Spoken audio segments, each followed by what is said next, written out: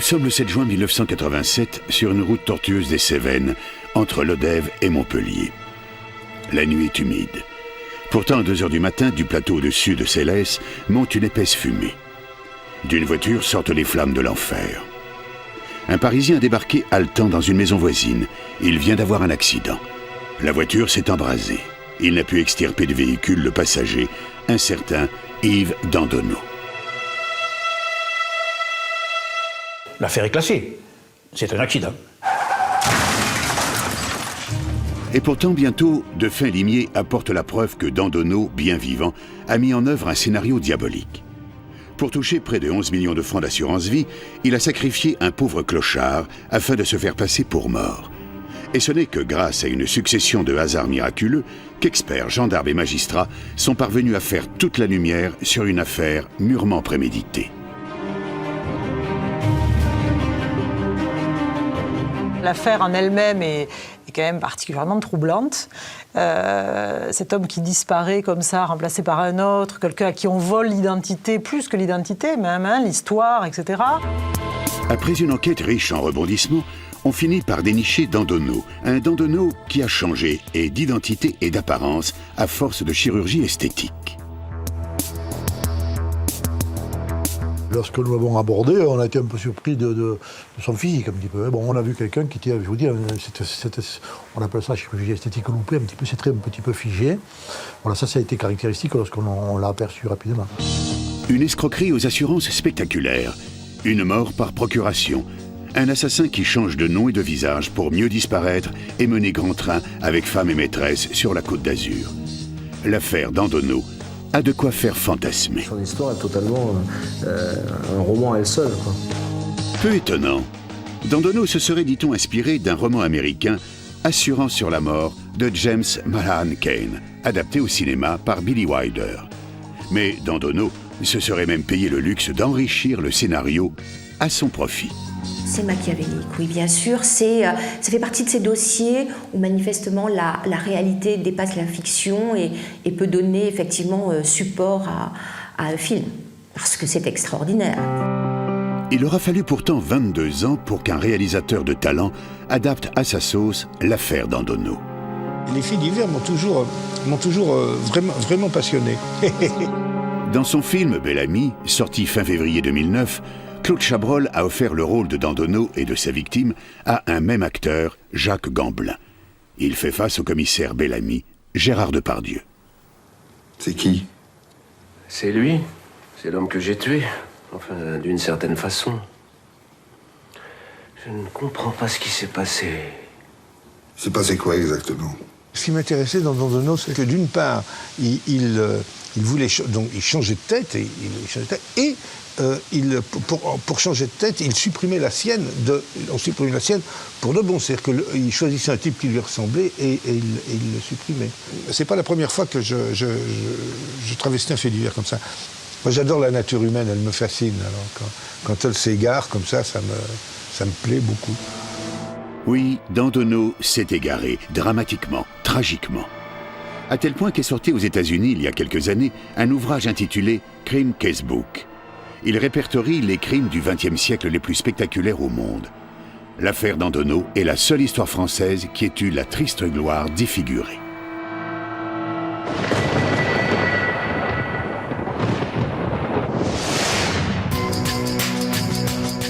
L'histoire débute donc, on l'a vu, dans la nuit du samedi 6 au dimanche 7 juin 1987 à 1h30 du matin.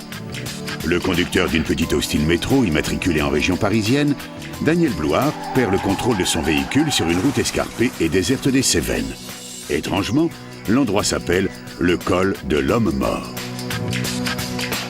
Dans la nuit, dont l'accident se produit, et le conducteur, un peu affolé, voyant que la voiture était heurtée par ce rocher et que son ami à côté, donc Dandonneau, est évanoui, en tout cas sous le choc, sort, court, et dans la nuit va chercher du secours. Il frappe à une ferme isolée. Quand il est arrivé, c'était 1h du matin. On était assoupis, on dormait. Et au soir du matin, ma femme me dit, il y a quelqu'un qui s'appelle Gatep, il arrive là, donc on voituré. en faisant comme s'il avait bien vraiment, que ça le prenait, qu'il était émotionné. Asseyez-vous, on lui dit. On va vous faire, voulez-vous un petit peu d'alcool? Non, non, non, non. On dit pas d'alcool. Bon, alors on fait un petit café, de bois, et je vous appelle de suite je vous appelle de suite les pompiers. Bon, appelez, parce que vraiment, je suis là, je suis anxieux, j'ai peur que ça prenne feu, que la voiture brûle. Louard va indiquer que roulant sur cette route, à un moment donné, il a heurté un rocher, qu'il a été un peu sonné, que son passager un petit peu également, et même suffisamment, que le choc a été d'une grande violence, qu'il a réussi à se détacher, à sortir du véhicule, et qu'il est allé chercher des secours pour qu'on l'aide à sortir Yves Dandonneau du véhicule, parce que lui-même n'y arriverait pas. Et il faut se dépêcher, dit-il, parce qu'il craint que la voiture ne prenne feu. Mais j'ai dit, mais c'est pas prouvé que toutes les voitures qui ont un accident brûlent. Toutes ne brûlent pas. Alors là, il pendule comme ça, il dit rien. Bon, allez, les pompiers arrivent.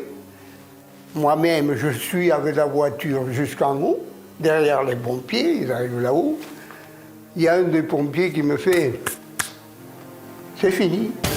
Effectivement, comme le craignait Daniel Blouard, la voiture s'est embrasée. L'accident de circulation en pleine nuit, au col de l'Homme Mort d'ailleurs, pas loin de l'Odève.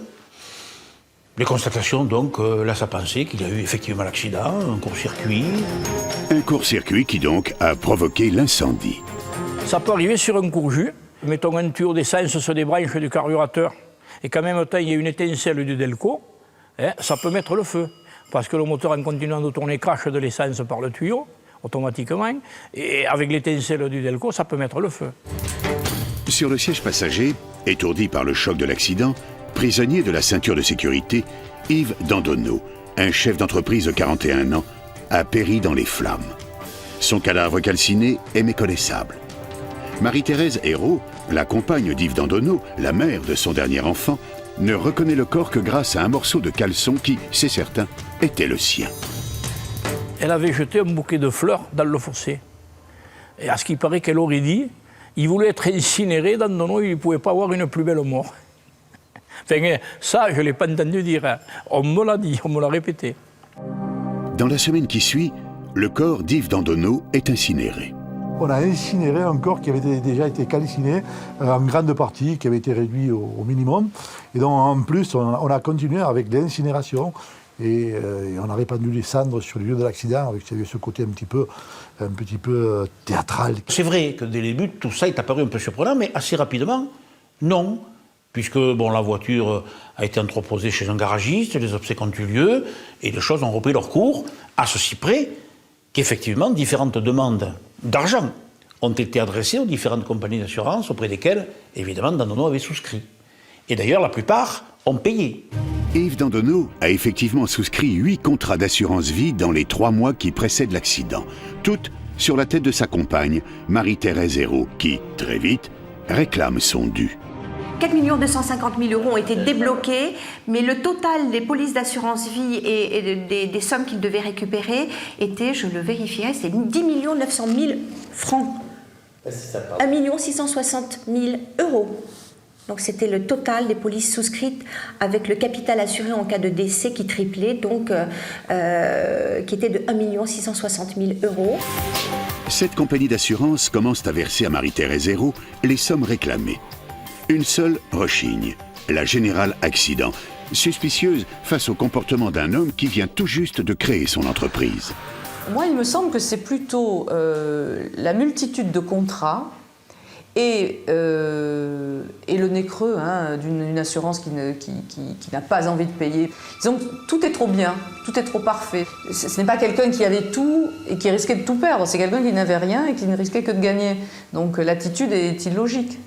Que quelqu'un qui a une grosse société s'assure pour prévenir la vie future de ses enfants et de sa famille, mais là tout va à l'envers. Mais surtout, autre élément suspect pour eux, la bénéficiaire unique, qui est Marie-Thérèse Hérault, alors que Dandonneau a 5 enfants. En général, les bénéficiaires sont les enfants. Donc exclure ses enfants de ses contrats d'assurance vie, souscrits peu de temps avant sa mort, comme par hasard dans un accident mortel, ça fait beaucoup. Et c'est dans ces conditions que la Générale Accident me dit « Nous ne payons pas et nous vous demandons de déposer une plainte pour recherche des causes de la mort, pour les circonstances, etc. etc. » Et c'est là où je vais faire un peu le siège, c'est vrai, du parquet et puis de l'instruction pendant un certain temps, en disant voilà, écoutez, je suis saisi par une compagnie d'assurance qui trouve que cet accident a eu lieu dans des circonstances un peu particulières, nous voudrions approfondir le sujet. Et c'est vrai qu'au début, comme tout un chacun, aussi bien le parquet que quelques temps après le juge d'instruction, avait le sentiment que peut-être nos impressions n'étaient que des fantasmes. Et je me rappelle très bien le juge d'instruction me disant écoutez, M. Cressol, nous savons votre goût pour les histoires, votre façon de les raconter. Vous êtes en train de me raconter une histoire merveilleuse, mais bon. L'affaire Dandonneau aurait donc pu s'arrêter là. Être enterrée définitivement, classée à jamais dans les registres des accidents de la circulation. Mais c'est sans compter sur l'obstination des assureurs et du fin limier qu'ils ne vont pas tarder à dépêcher.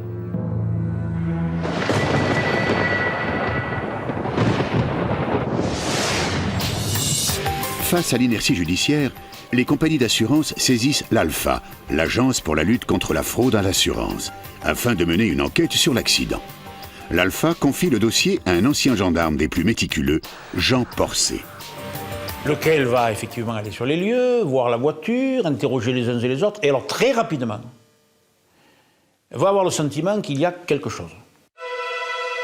C'eût été dans un tournant dangereux, pas au-dessus d'un précipice, en 20 ans de... Non, pas du tout. Une route très, très calme, très large. Bon, avec là, ce rocher, quasiment seul et unique, c'est un peu surprenant. Voilà. C'est une impression purement subjective, mais il a le sentiment que tout ça est trouble. Donc, problème de voiture, de vitesse, de crochet, de lieu. Mais ensuite, ce qui était très important au départ, c'est d'avoir souscrit 3 mois auparavant autant de contrats d'assurance avec les mêmes caractéristiques comme couverture garantie, notamment le triplement du capital, etc. Ça, c'est déjà très significatif en matière d'enquête. L'enquêteur de l'ALFA analyse aussi un autre élément qui le surprend. Le comportement de Daniel Blouard, qui, craignant que le feu ne prenne, ne met rien en œuvre pour extirper son ami Yves Dandonneau en qualité de passager du véhicule.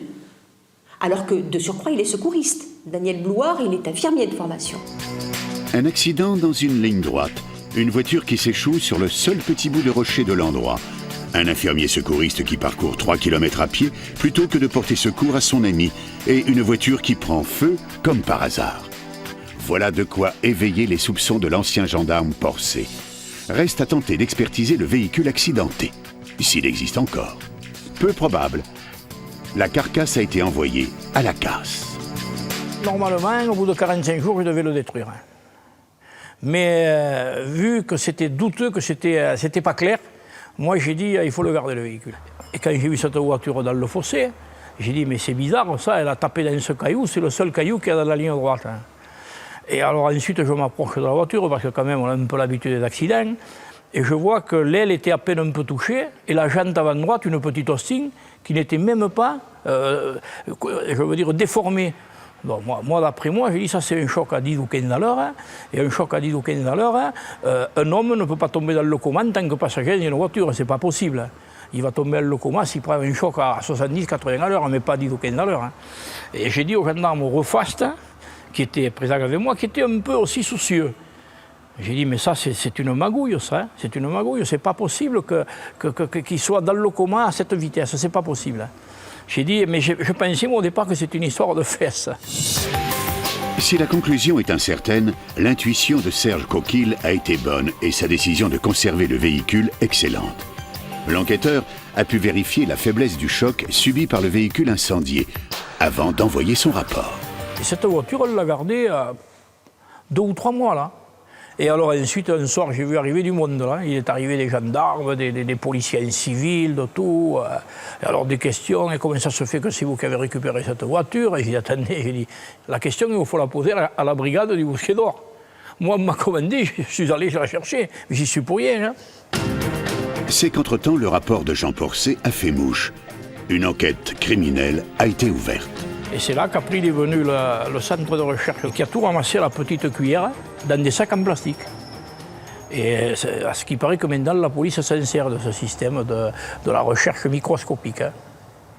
Ils passent tous les déchets dans des microscopes et ils arrivent à voir des trucs que vous ne voyez pas à l'œil nu. L'expert envoyé par les enquêteurs, c'est Jean-Marie Graffeuil, un spécialiste de l'analyse au microscope à balayage électronique. Étrange mélange de professeur Tournesol et de Sherlock Holmes, cet archéologue de formation va jouer un rôle déterminant dans ce dossier. M. Graffeuil est quelqu'un qui est passionné par la recherche. Et donc, ça a été une des premières où vraiment, il a vraiment beaucoup travaillé. Et il est venu, alors, je me souviens parce qu'il faisait déjà très froid. Et il a eu une patience absolue. Il travaillait en costume, à genoux, les mains dans l'eau, parce qu'il tamisait au fur et à mesure les petits restes. Il tamisait ça avec de l'eau froide, sur place, aux intempéries.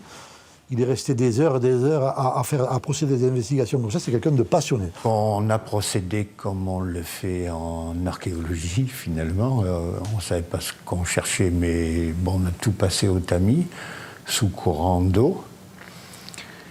Et les premières choses qu'on a trouvées, c'était des os, mais même en un petit examen rapide, le premier os qui ressemblait à de l'os qu'on a trouvé, ça venait d'un poulet, parce qu'ils avaient mangé des sandwichs. Mais après, on a trouvé de nombreuses esquilles d'os du squelette qui avait pelé. C'est la chaleur qui a pelé les os. Et quand les pompiers ont retiré le squelette de la victime, eh bien, ils ont bien tout pris, mais pas le dessus de l'os qui s'était pelé et éclaté et déposé sur le plancher. De tous ces petits morceaux d'ossement, 95% n'ont pu servir à rien. Mais 3 se sont révélés miraculeusement utiles. 3 minuscules morceaux, à peine plus de 5 grammes en tout, ont permis à Jean-Marie Graffeuil de reconstituer une partie de la mâchoire inférieure gauche de la victime. Et là, une constatation s'est imposée. Il y avait ce qu'on appelle une barre d'édentation cicatrisée, c'est-à-dire que l'os a eu le temps de se reformer. En clair, il manquait dans la mâchoire de la victime la molaire M3. Était-elle tombée? L'avait-on arrachée? Qu'importe, elle n'était plus là depuis longtemps. En demandant au dentiste de Dandonneau s'il avait des radios, etc., bon, il en avait, ça c'était aussi une chance. Et sur les radios, on voyait que Dandonneau avait possédé encore des dents qui, sur la mâchoire remontée, étaient disparues depuis longtemps. Plus fort que les experts de la série américaine, Jean-Marie Graffeuil est parvenu avec 5 petits grammes d'os à confondre la turpitude de Dandonneau. Non, ce n'est pas lui qui a péri dans l'incendie de l'Austin Metro le 7 juin 1987. La méthode de Graffeuil s'est révélée payante. Les bonnes méthodes, elles ne suffisent pas. Là, il faut de la chance, encore de la chance et toujours de la chance, parce que on aurait pu remonter un petit bout de diaphyse de n'importe quel os long qui aurait servi à rien.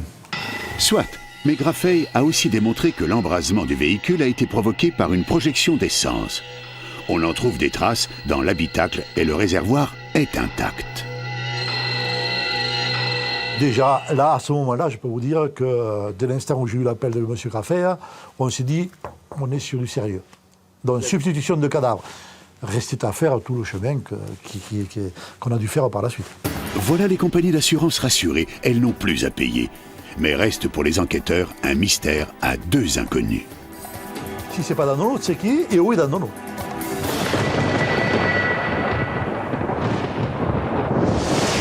La certitude acquise que l'accident du col de l'homme mort n'est qu'une funeste mise en scène, les gendarmes de Montpellier reprennent la main. La seule chose qui nous rapprochait d'Andonneau, c'est son environnement. Donc on a commencé à travailler sur l'environnement, à savoir qui est Blouard, le conducteur, celui qui déclare, quel est l'environnement d'Andonneau, qu'est-ce qu'il a fait, on va appeler ça son environnement personnel, quel est son cheminement, qu'est-ce qu'il a fait, où il était. Yves Dandonneau est né en 1946 à Béziers, où son enfance n'a pas été très sereine. Il avait un père qui était un père extrêmement violent, qui était, si je ne me trompe, retraité de la police ou un policier à l'époque policier, et il faisait régner la terreur à la maison, et sa maman par contre était violoniste. Et un jour il avait cassé le violon. Voilà, donc c'était et c'est comme ça qu'il décrivait son père, un père violent, qui buvait, me semble-t-il aussi, et qui était très... pour qui l'art, la délicatesse n'était pas de ce monde. Et donc il avait pas de la haine, mais il avait beaucoup de ressentiment contre ce père, et surtout dans le rapport avec la mère et la violence sur la mère. Et il lui avait également cassé les doigts, il avait cassé un doigt ou 2 doigts, je ne sais plus. Il l'avait brutalisé, et je crois qu'elle n'a plus pu jouer de violon après. Dès l'âge de 16 ans, devenu lui-même père de famille, Dandonneau se marie et commence à travailler. Comme grutier sur les chantiers, à la SNCF où il devient chef de gare adjoint, puis chez les CRS et enfin comme agent d'assurance. Il était surnommé le Lucky Luke de l'assurance, et puis il plaçait des contrats aussi vite que Lucky Luke, soi-disant, très vite. C'est quelqu'un qui présente bien habillé, qui présente bien et qui a surtout beaucoup de bagou. Et d'ailleurs, il en avait grimpé les échelons assez correctement, parce que je pense qu'il était très performant, très persuasif. C'est-à-dire quelqu'un qui est un excellent vendeur et qui est capable, si vous avez 80 ans, de vous vendre un plan retraite, par exemple. Enfin, c'est quelqu'un qui était performant. Tant et si bien que Dandonneau veut devenir chef d'entreprise. Il se lance dans la création d'une société de jouets pour enfants.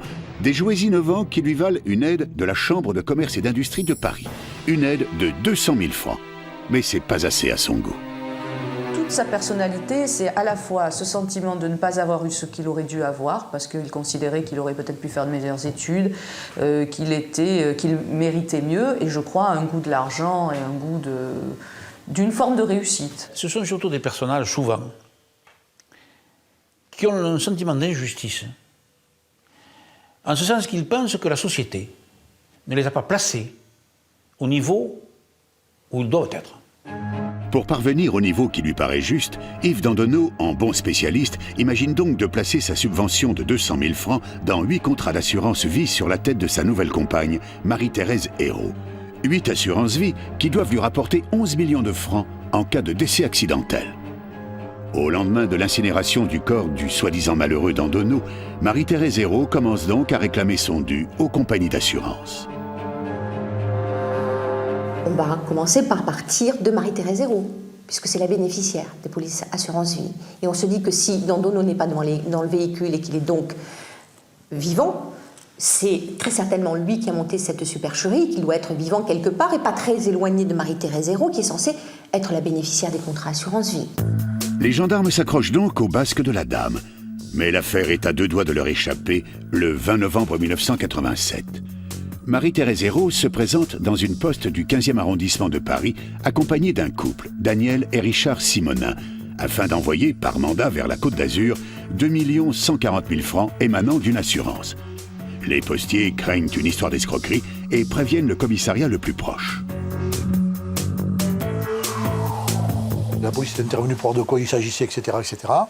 Donc il y a eu quelques éléments qui sont sortis là, en fait, sur la présence de plusieurs personnes qui étaient intéressées, qui allaient sur la Côte d'Azur. Quelques explications qu'ils ont données tout à fait naturellement aux policiers qui avaient fait une simple vérification de routine, qui nous a bien valu beaucoup de soucis parce qu'il a fallu l'intervention du juge d'instruction ici, avec Paris, pour dire laissez tomber, on travaille sur cette affaire, n'intervenez pas, n'allez pas plus loin parce qu'il y a déjà une équipe d'enquêteurs qui est saisie, laissez tomber. Les enquêteurs découvrent alors que la femme qui accompagne Marie-Thérèse Hérault, Daniel Simonin, n'est autre que la secrétaire, la maîtresse et la complice de Dandonneau. Son mari, lui, Richard Simonin, serait hors du coup et n'aurait servi ce jour-là que de garde du corps. Elles étaient folles, l'une et l'autre, folles amoureuses de l'une. Elles vont devenir super copines. C'est aussi du machiavélisme, de la persuasion, d'un homme qui arrive finalement à impliquer sa maîtresse, sa femme dans un projet criminel, de faire en sorte qu'elles y participent. Et nous ne sommes pas au bout de nos surprises. Marie-Thérèse Hérault, mise sur écoute, reprend finalement contact avec une certaine Betsy. C'est elle qui est chargée de réceptionner l'argent destiné à Yves Dandonneau, dont elle est devenue, elle aussi, la secrétaire et bien sûr la maîtresse. Les gendarmes touchent au but. Nous sommes le 15 janvier 1988.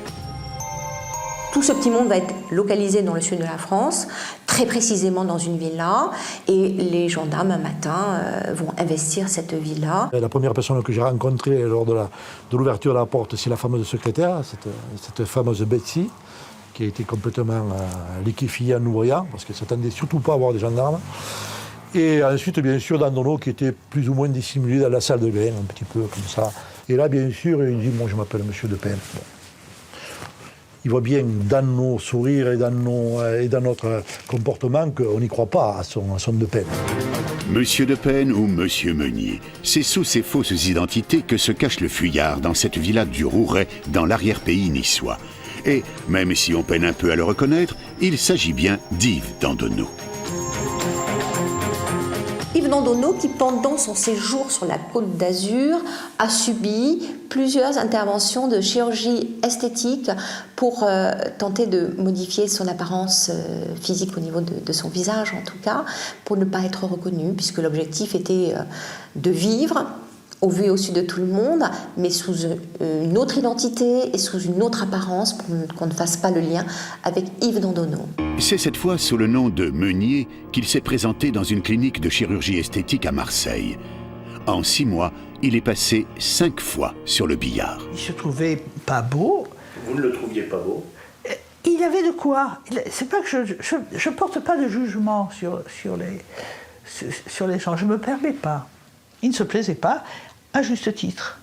Il m'a dit qu'il voulait pouvoir se regarder dans la glace avec plus de sympathie. Il n'y a rien à dire, c'est une bonne demande. Je lui ai expliqué ce que j'allais faire. Je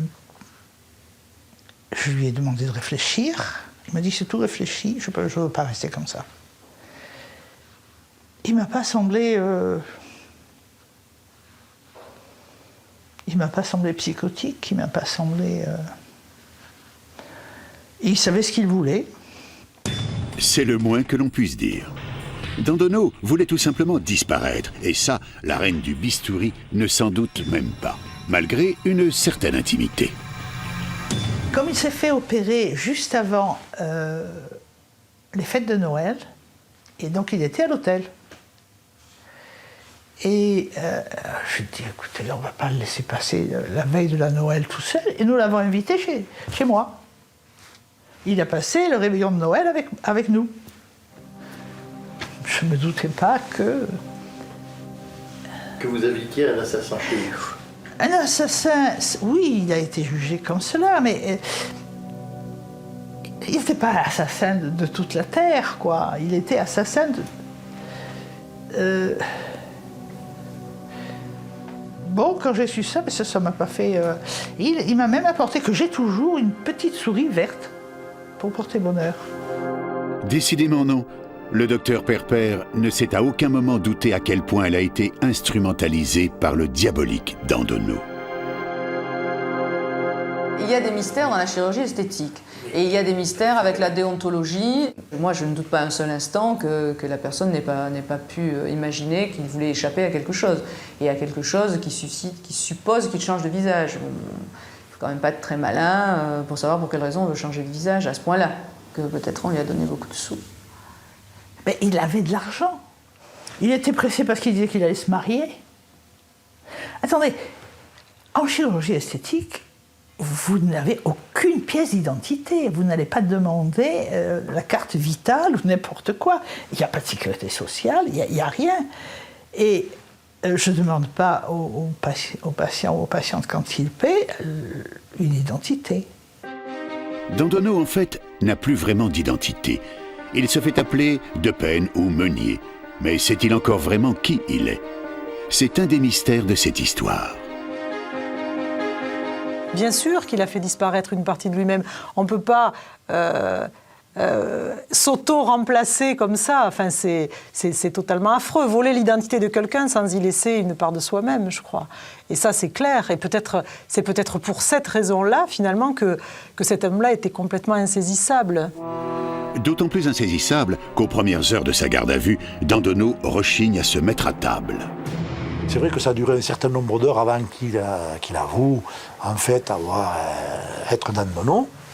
Ça a donné un nombre d'heures, puisqu'on l'a pris tout à fait progressivement. D'ailleurs, ça nous a valu, moi je me souviens, et ça je l'avais déjà dit, je me suis promené avec lui à un moment donné dans la cour de la brigade des recherches de Nice, et il faisait nuit, où on voulait un petit peu, il voulait être attendrissant, moi je jouais le jeu, donc il parlait de ses déboires conjugaux, de sa vie cassée, avec sa vie un peu recomposée et autres, etc.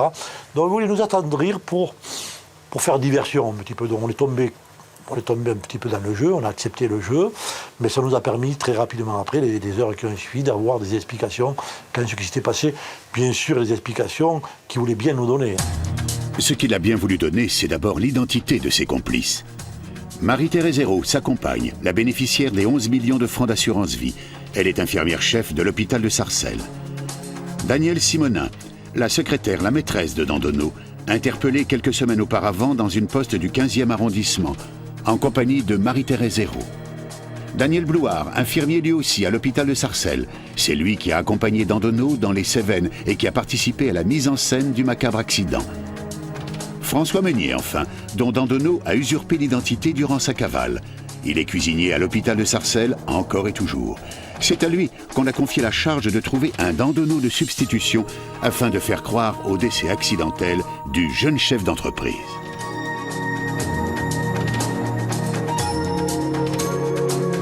En même temps que nous interpellions sur Nice Yves Dandonneau et les personnes qui étaient présentes, notamment la secrétaire, il y avait une opération conjointe qui était menée dans la région parisienne où nous interpellons les Meunier, Blouard, sur place. Et ensuite les dames, Marie-Thérèse Hérault, etc. Donc, ensuite les interpellations nous ont emmené du grain à moudre, en fait, pour essayer de déterminer un petit peu ce qui s'est passé. Mais personne ne parle. Personne ne trahit le chef de bande Dandonneau, qui, de son côté, ne lâche que quelques bribes d'informations. Il a assez longtemps tenu à dire qu'il était toujours monsieur de Pène, et ensuite, bien sûr, il nous a expliqué les faits, mais en les minimisant, on va dire en les enjolivant, entre guillemets. Contraint et forcé, Dandonneau reconnaît avoir fait mourir quelqu'un à sa place. Oh, une loque, un clochard, au bout du rouleau. D'ailleurs, il ne nous donne pas d'identité. Il était bien évident que lors de la déclaration, c'est une personne qui était mourante, en fait. On a bien sûr considéré qu'en fait, il n'était pas de son intérêt qu'on puisse identifier rapidement, ou peut-être pas du tout, la personne. Il nous a parlé surtout d'alcool et surtout de l'état ordinaire de l'intéressé, en disant bon, il était comme ça, il était déjà imbibé d'alcool, c'est quelqu'un qui allait presque mourir, on l'a juste fait boire un peu plus pour qu'il décède, en fait. Voilà. En fait, son idée, c'est de minimiser.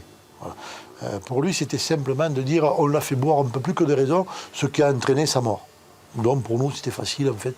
C'était une mort irréversible, en fait. Voilà un petit peu comment il présente les choses. Yves Dandonneau, Marie-Thérèse Hérault, sa compagne, Danielle Simonin, sa maîtresse, Daniel Blouard et François Meunier, ses complices, sont incarcérés. Mais personne ne balance vraiment. Tant et si bien qu'il faudra 2 ans aux magistrats et enquêteurs pour faire la lumière sur ce crime exceptionnel et donner un nom à cette victime suppliciée, carbonisée sur cet homme réduit en cendres. Oui, 2 ans.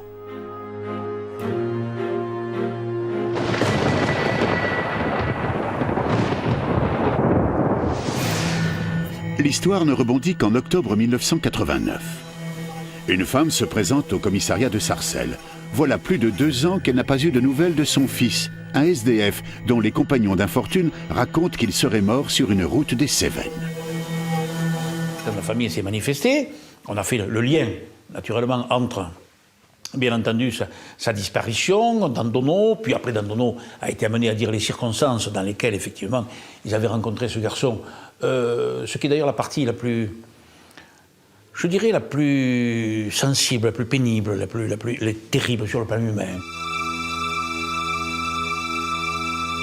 Ce garçon, en fait, hélas, comme beaucoup, avait été en rupture affective, conjugale, donc un peu familiale, perte du travail, perte de repères, et donc un peu sombré dans l'alcool, et s'était retrouvé quelquefois dans des bistrots, gare du Nord.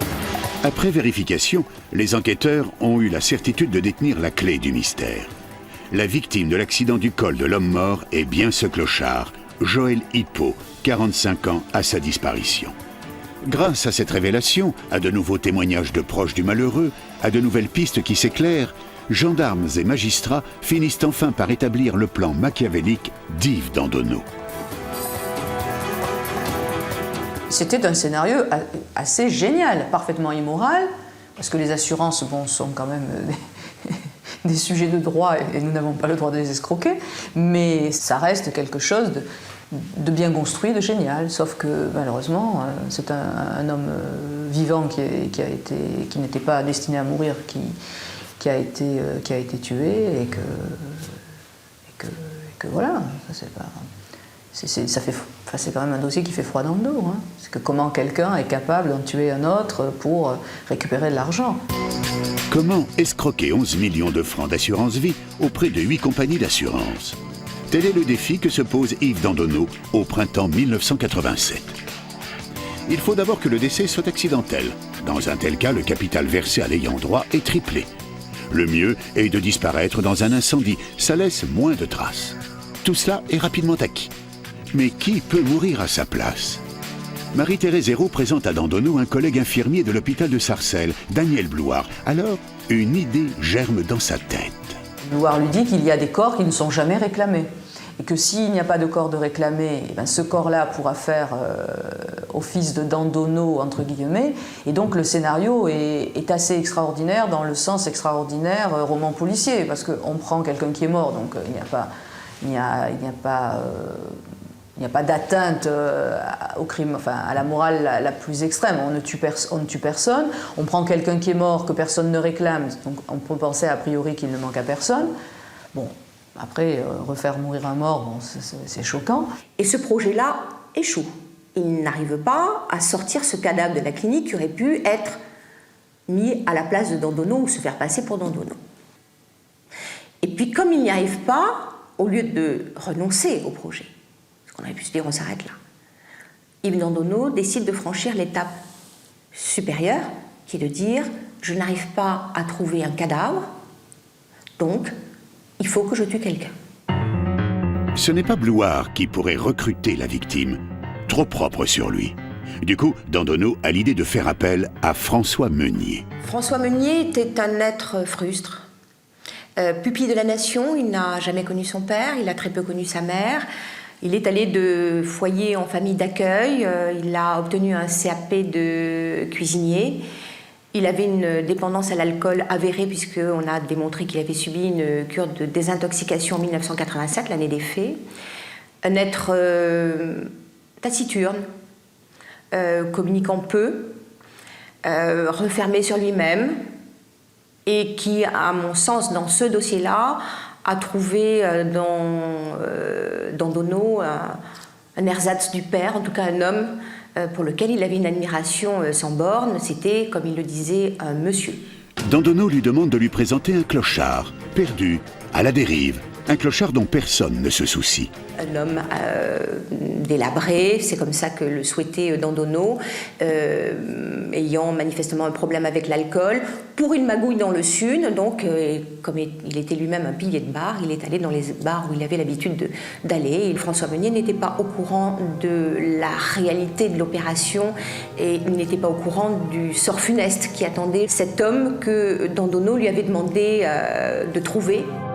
Dandonneau, dans ses aveux, confie que Meunier l'aurait mis en contact avec un premier clochard, un certain Michel, qui l'aurait embarqué dans sa voiture direction le sud. Mais, dès les premiers kilomètres, Dandonneau aurait sympathisé avec sa future victime. Arrivé à Fontainebleau, il fait demi-tour et ramène son prisonnier jusqu'à Paris. Je pense qu'il se prend pour Dieu le Père et pour Dieu Tout-Puissant. Parce qu'il s'arroge le droit de vie et de mort sur quelqu'un. C'est-à-dire que Michel n'avait plus le droit de mourir. Parce qu'il l'avait trouvé sympathique, ou parce qu'il n'était pas assez usé, parce qu'il n'était pas assez vieux. Ou peut-être tout simplement parce que ce personnage a appuyé sur un bouton secret, n'est-ce pas, dont nous sommes tous munis.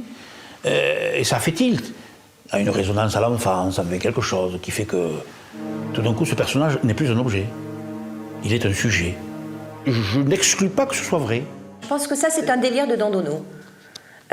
Du souvenir que j'ai gardé de ce dossier, qui remonte aux années 88, il n'y a eu qu'une seule mise en contact, à l'initiative de François Meunier, qui était donc Joël Hippo. Je pense que l'autre épisode raconté par Dandonneau ne correspond pas à la réalité. Ce côté, il était sympathique, cet homme qui était voué à une mort certaine, je l'ai trouvé sympathique et je l'ai ramené. Je pense que ça fait partie d'une façon d'habiller le dossier.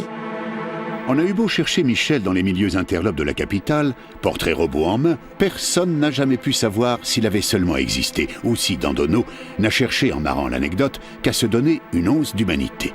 Car, en ce qui concerne Joël Hippeau, notre jeune chef d'entreprise n'a eu cette fois aucune pitié. Meunier, de mémoire, rencontre Joël Hippeau, pense que Joël Hippeau correspond au profil que souhaite au niveau de l'âge, au niveau du fait qu'il était manifestement pas regardant pour participer à cette magouille, se met en contact donc avec Dandonneau en lui disant je crois que j'ai trouvé quelqu'un, et rendez-vous est pris très rapidement pour que Dandonneau soit présenté à Joël Hippeau. Joël Hippeau effectivement buvait beaucoup et que c'est quelqu'un qui avait une vie douloureuse, qui était en rupture de famille, même s'il avait une famille, qui était en rupture de tout. Et on peut penser qu'il était entre deux eaux du matin au soir et du soir au matin, et que des types qui arrivent et qui lui commencent à lui servir un coup, deux coups, qui lui disent bah, écoute, on va se balader, on te sert à piccolo autant que tu veux boire, et on t'amène dans le sud. Ça ne me paraît pas extraordinaire en soi. Et le jour où ils sont présentés, le jour même, Dandonneau repart avec Joël Hippeau dans le sud. Donc ça va très vite. C'est-à-dire qu'il y a eu le jour, la première rencontre entre Hippeau et Dandonneau a été la bonne, ils sont partis. Pour le convaincre, Meunier et Dandonneau ont su toucher la corde sensible. Hippeau n'avait qu'un dieu, qu'un maître, Georges Brassens. Le Sud, pour lui, évoque Seth, Brassens, qui est un chanteur qu'il aime. On le découvrira au travers de l'enquête de personnalité qui sera faite ultérieurement. Une balade au Sud, et éventuellement ne pas sur la tombe de Brassens, ça ne pouvait que l'inciter à partir. Je pense que, sans en avoir la preuve, bien sûr, c'est parfaitement crédible et cohérent. C'est ce que je reprocherais le plus à Dandonneau. C'est d'avoir profité d'une espèce d'élan de ce type pour aller sur la tombe de Brassens, pour utiliser ses services d'une manière que je n'arrive pas à définir très exactement encore. Hippeau et Dandonneau prennent place dans une voiture de location stationnée face à la gare du Nord. Ils démarrent, suivis de près par une Austin Métro rouge, conduite par Daniel Blouard. Les deux complices ont pris le soin d'embarquer avec eux une belle cargaison de bière, de vin et de whisky. Car la route sera longue, plus de 10 heures pour descendre dans la région de Montpellier. Le voyage est interminable.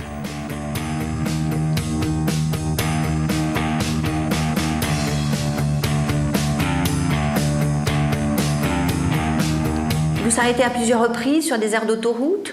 À chaque fois, l'objectif sera de faire boire le plus possible la future victime Joël Hippeau, qui, bien sûr, compte tenu de son problème d'alcoolisme existant, ne va pas refuser chaque bière qu'on va lui tendre. Cet homme, au fur et à mesure qu'il est dans une voiture, c'est-à-dire quelqu'un qui boit, c'est l'odeur, c'est épouvantable, quoi. Peut-être qu'il était même, on peut imaginer qu'il était sale. Dandonneau, qui était quelqu'un qui était toujours bien mis, toujours très soucieux de son image, transporte pendant 10 heures un gars qui on ne peut même pas dire qu'il sent mauvais, qui devait puer, qui vomissait, qui buvait, qui se faisait peut-être pipi sur lui, ou en tout cas qui demandait tout le temps à aller aux toilettes. Et au fur et à mesure, il se dit, mais ce type me dégoûte, et à la fin, quand quelque chose dégoûte à ce point-là, effectivement, il le chosifie, et puis en le ramenant à l'état de chose, il en fait aussi, c'est un objet, on peut jeter, on peut détruire un objet, ça n'emporte pas de conséquences morales ou même répressives. C'était tout ce qu'il haïssait, tout ce qui lui rappelait son enfance, tout ce qui lui rappelait son père. Et d'ailleurs, il disait à un moment qu'il avait tendance à voir les deux visages se superposer et que pour lui, Joël Hippeau était devenu l'image négative de son père, de la déchéance de l'alcoolisme et de quelqu'un qui est une épave. Plus le voyage durait et plus le scénario devenait facile à réaliser. Et Dandonneau, pour que le scénario soit parfait, pense à tout.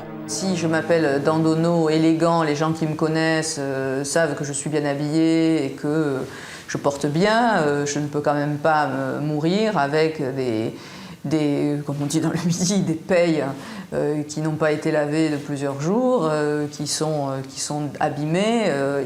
À jouer le scénario, il faut le jouer du début à la fin. Sur une aire d'autoroute, des automobilistes vont assister à une scène surréaliste. Un homme contraint un autre à se déshabiller.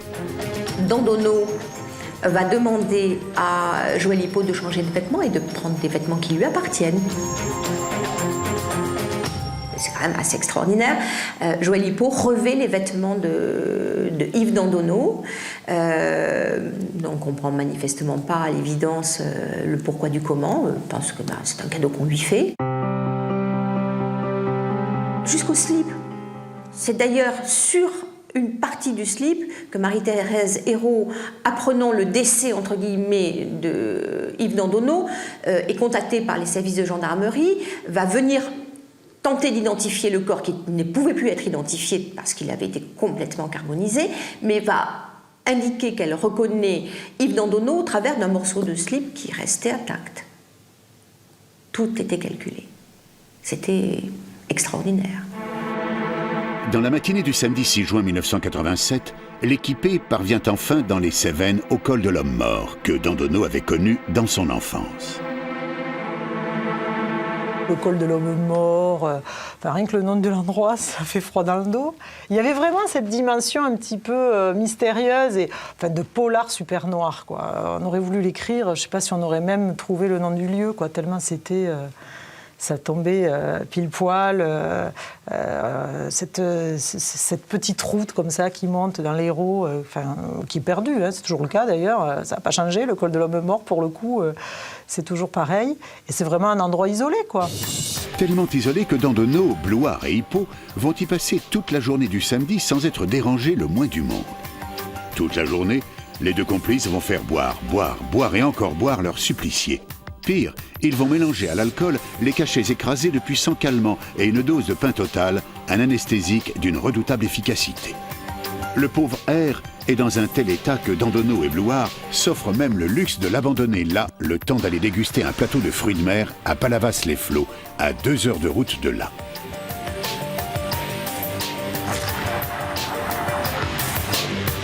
Ce garçon est resté longtemps au soleil imbibé d'alcool, très fatigué, en ayant pris des médicaments, et qu'on peut imaginer que le soir, quand il y a eu l'orage, la température s'est rafraîchie, et que donc il est passé du chaud au froid, le tout sans être couvert, et donc c'est là qu'ils disent que quand ils sont revenus, il était... Il était quoi? Inconscient, c'est certain, mais il était quoi? Impossible de répondre à une question difficile, en fait. Difficile à énoncer clairement. Personne ne sait d'ailleurs si quand il est mort, il était vivant ou mort. Ça ne change rien au problème, mais quelque part quelque chose quand même. Ils l'ont peut-être rendu dans un coma éthylique, c'est-à-dire qu'ils ont provoqué chez lui un coma éthylique. De là à dire qu'il était mort, les experts ont quand même dit qu'il est très, très difficile de dire qu'en fait l'intéressé était déjà mort lorsqu'il a été placé dans le véhicule incendié. Hippo, en tout cas, n'a pas réagi lorsqu'on l'a posé sur le siège passager de l'Austin Métro, lorsqu'on a projeté le véhicule sur un bout de rocher, lorsqu'on a répandu de l'essence dans l'habitacle avant d'y mettre le feu. Et pendant que Blouard courait chercher du secours, il ne restait plus à Dandonneau qu'à disparaître pour atterrir finalement sur la Côte d'Azur, où il sera arrêté 8 mois plus tard.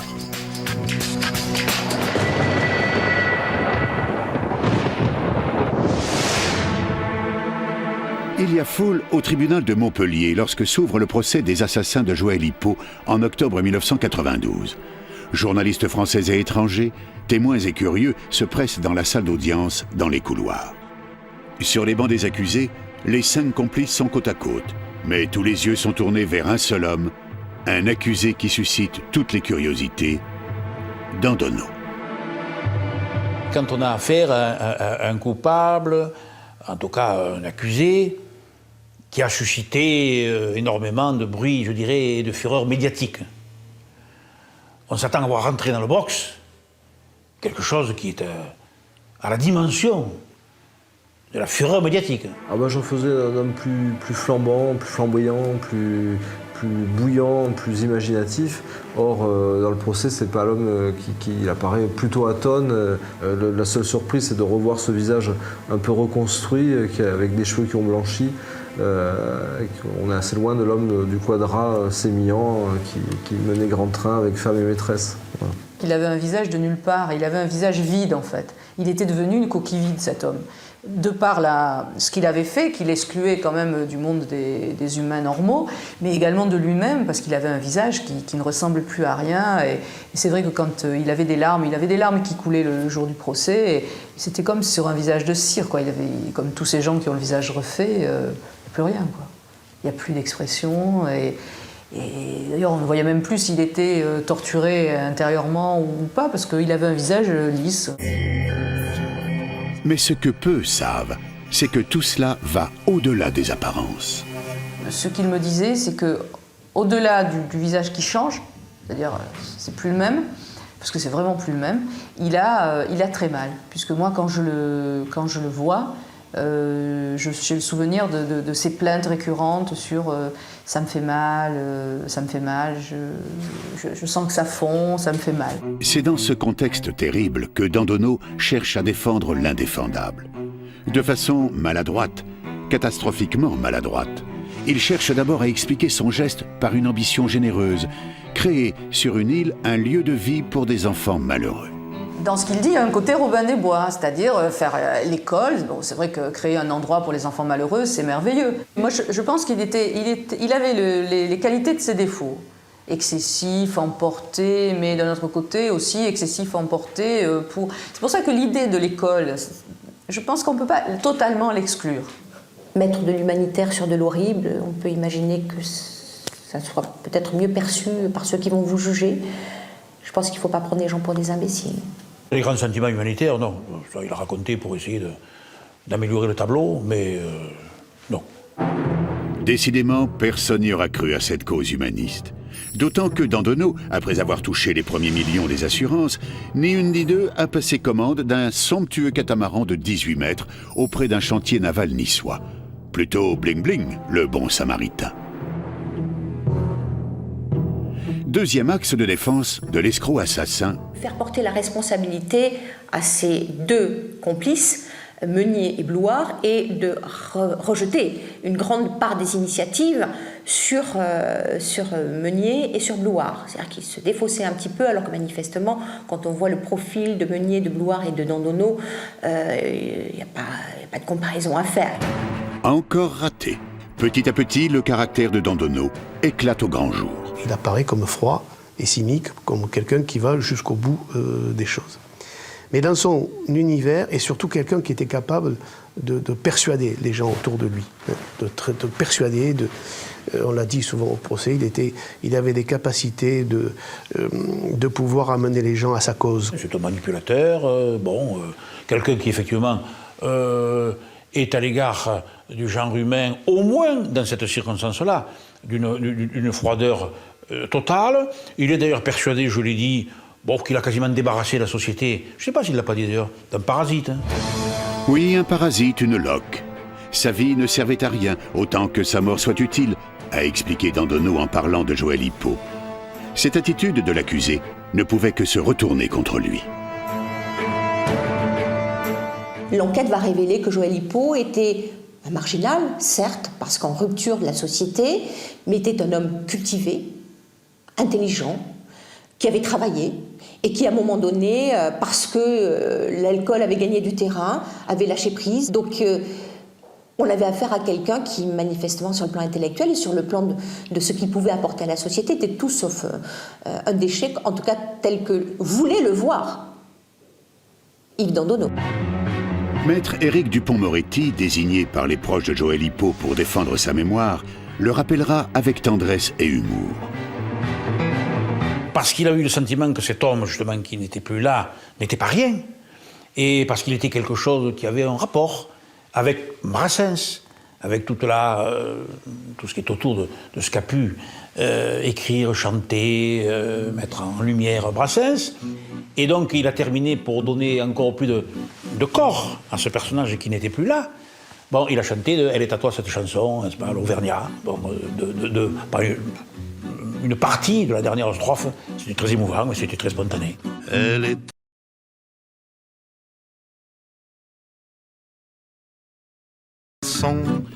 aux paroles de Brassens a répondu le verdict des jurés.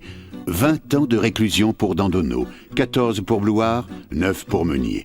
Marie-Thérèse Hérault et Daniel Simonin, poursuivis uniquement pour complicité d'escroquerie, ont bénéficié d'une sentence clémente, 4 ans de prison avec sursis. Tous, aujourd'hui, ont